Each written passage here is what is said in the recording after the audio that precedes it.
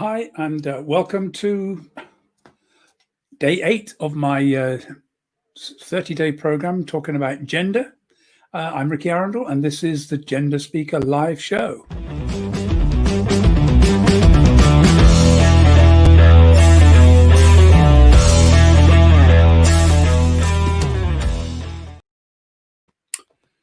I am still struggling to get the timing right on this.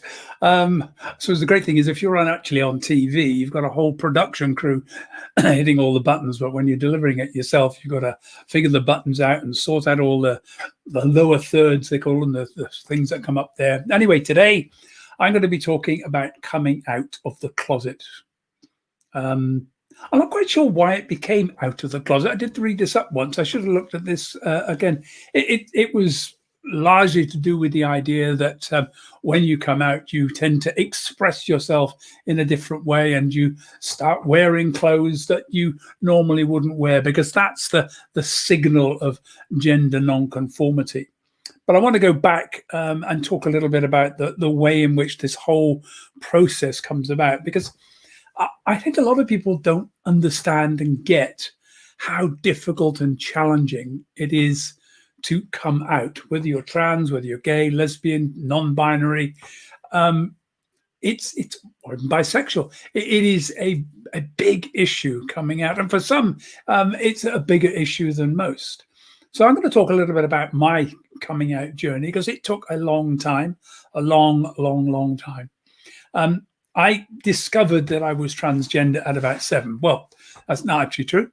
The term transgender, as I discussed last week, hadn't actually been invented at that time, because this was 1957, 58.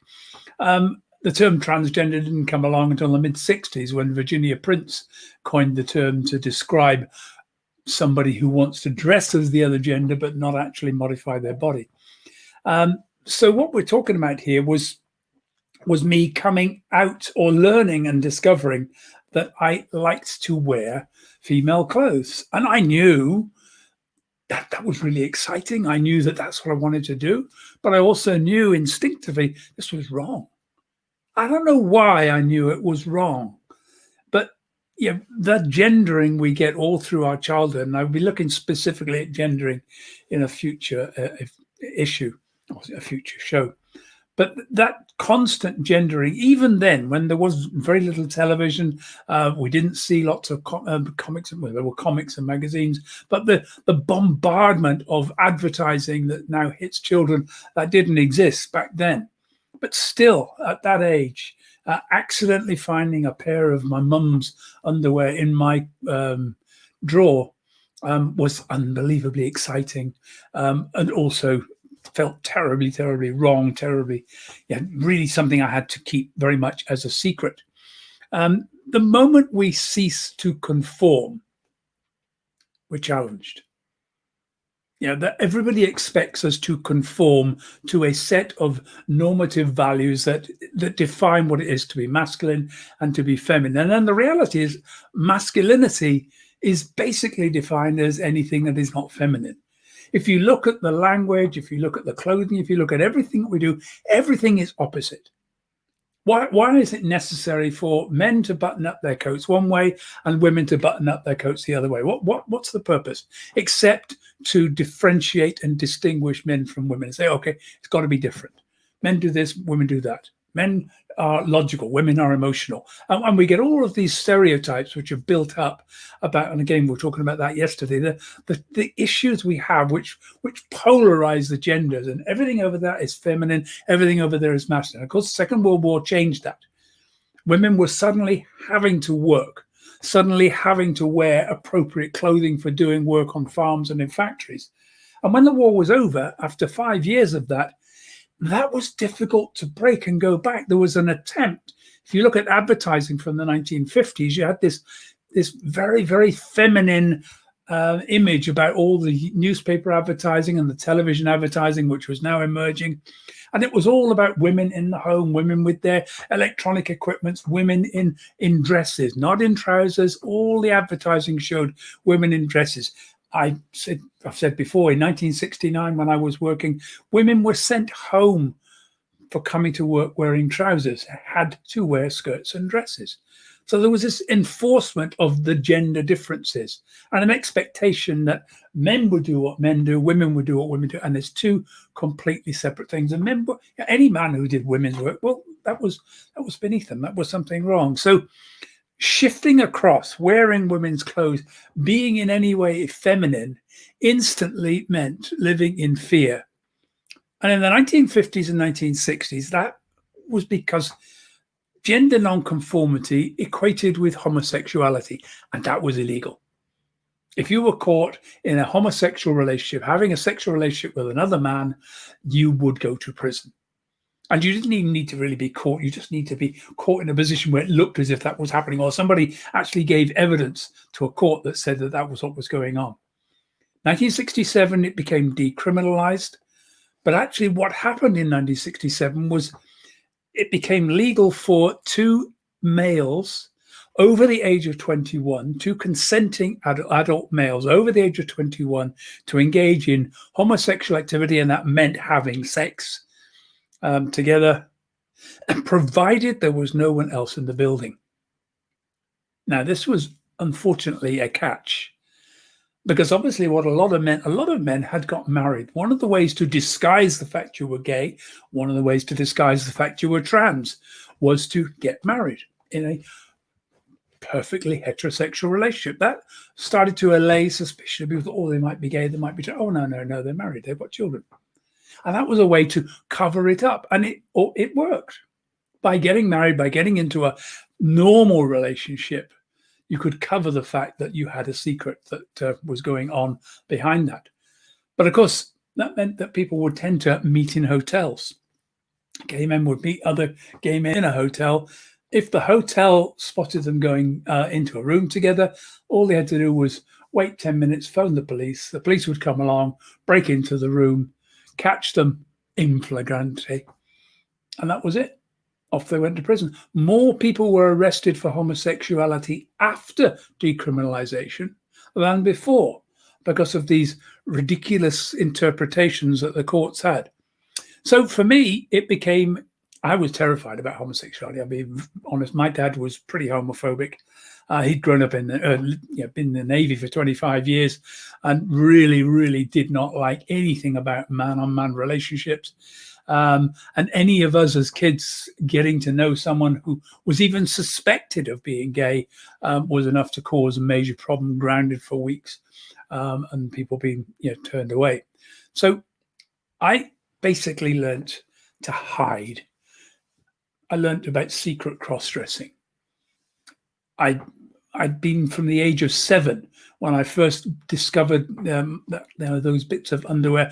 I'd been starting to accumulate a small collection of female underwear, stockings, suspenders, bras, basically stuff that I could put underneath my clothes when I was out on my bike and no one would know. I wasn't in a position where I could go and cross-dress anywhere. I just had to catch moments I could of trying to understand this. And the term, even finding information about it was really, really hard. I used to search through the libraries looking for anything about it and find the odd little article here and there. There was almost nothing spoken about any of this. And so I remember one of the worst problems in the 1960s. I had told my partner before I got married, she didn't particularly want the kids to know, so it remained a secret. So if she was away visiting her mum, then I would go out cross-dressed in my car, drive around a bit, and just try and just experience what it's like, and maybe go walking around a shopping centre late at night. Very silly, very dangerous, but that was what I did. And I remember one night coming back, and the police spotted me with a broken light. Out they pulled behind me, flash, flash, flash. I thought, I'm only half a mile from home. I'm not going to stop. I was more terrified of the police arresting me for perhaps believing that I was driving around trying to lure women into my car by making myself look like a woman, because that's the kind of arguments that were put down. The police, even though it was not illegal, the police definitely were not our friends back then. You could get sacked for being trans. You could get families reject you. It wasn't a good thing. The press, if they picked it up, would often have a field day, splash you across the front page with all sorts of really, really horrible headlines. So the fear was absolute terror. And I quite literally refused to stop for the police. I drove all the way home, rushed out of my car, rushed into the house. They actually did leave, but the whole neighborhood had been woken up with blue flashing lights as I got myself out of the way. Closest I ever got to being caught by anyone. By the 1980s, things were beginning to change, and I started to find that there were clubs. But in order to get hold of those clubs, I'll just go back to this, the pawn shop. The only way to get information about trans people back then was to go to pawn shops that sold pornographic books. And I happened to work in Regent Street, and that's just round the corner from Frith Street and Soho and all of the multitude of pornographic bookshops that existed around Soho and probably still do today, although most of it's online. And I could go in there and just quietly look and see if I could find books which were related to transgender. Although I'll be honest, I was terrified to even buy those books in case the person working in the shop realized I was trans and might, oh God. Yeah, I don't think it's possible for anybody to realize just how terrifying it is, not wanting anyone to know about this secret, but desperately needing to experience being the other gender. So 1980s, it was into the trans clubs, the Way Out Club in London, and there were a few other ones where I started to meet other trans people, and it became a little bit easier, still frightened, still things I had to plan early. And by the 1990s, then it changed.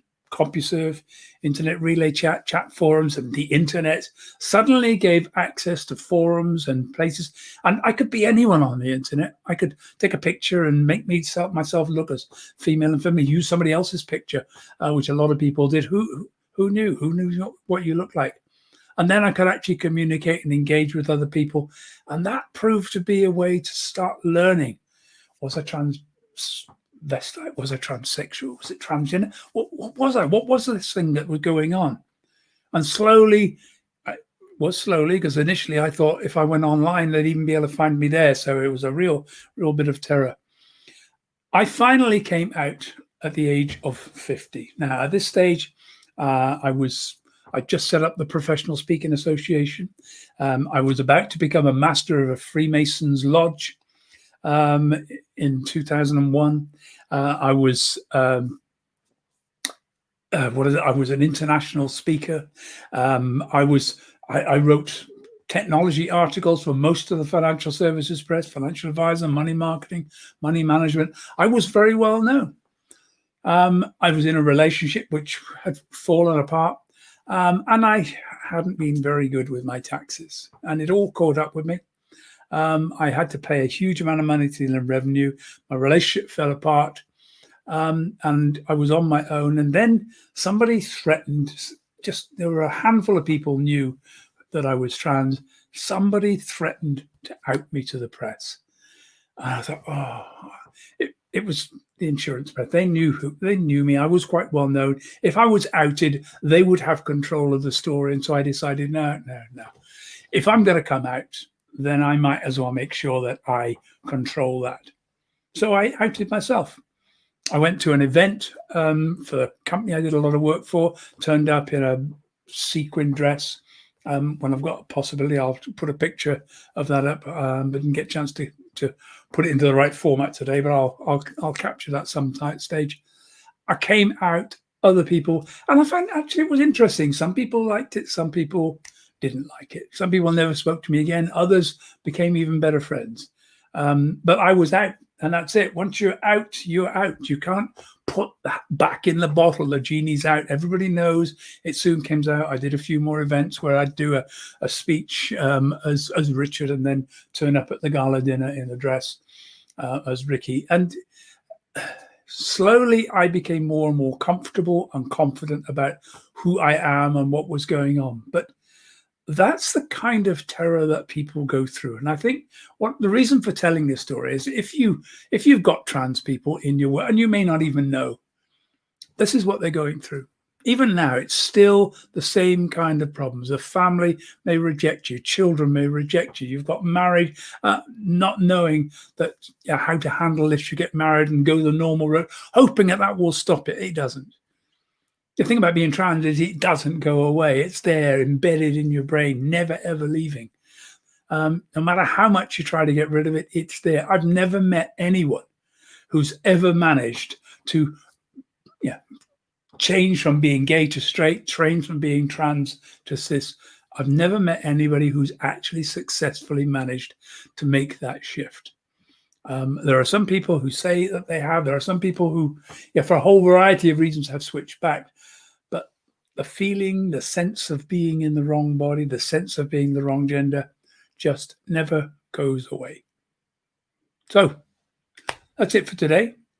Just some thoughts about what it's like if you're helping and working with somebody who is transgender. If you've got somebody transitioning in your office, try to understand that this is the kind of fear they're going through. What they want more than anything else is to be accepted, just to be able to come to work, be themselves, be the person they feel themselves to be, to not be laughed at, to not be joked at, to still be invited to the office party, to be invited for a drink for lunch, and just to have some friends for, when I ran Gender Shift, a support service, one of the things we did for trans women was take them shopping, because men have never experienced what it's like to go shopping with friends, to go shopping for female clothes. It's always been some furtive thing. You sneak about, hoping that people won't notice that you're a man looking for female clothing, because men don't do that. Okay, that's it for today. Please join me tomorrow. And I hope you have a good remainder of the day. Take care. No, I haven't got that. There we are.